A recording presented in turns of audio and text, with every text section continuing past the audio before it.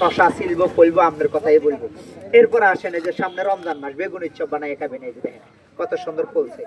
এরপর আসেন বেগুন তরকারি, এই যে দেখেন বড়ি দিয়া 5 বার দেওয়া লাগবে, আর একবারে 5টা, 1 2 3 4 5, খেয়াল করছেন?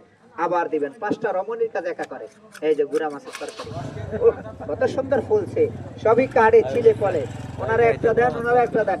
এই যে সিমবাজি, সিমের আইসটা উঠাবে, এই যে 3 থেকে 350 টাকা দিয়ে কিনে অনেকে ঢাকা যায় মেশিনটা কিনা লাগা। এই যে হালিমের দোকানে যারা জাল মরিচ মিশ্রে ব্যবসা করে মেশিনটা খোঁজে, এই যে কত সুন্দর কাটে। এই যে মরিচ কাটবেন, হাতে জাল লাগতো না, না এক লগে 10টা দিলেও কাটবো। খেয়াল করেন, আজকে না নেন শোরুম তো পাবেন।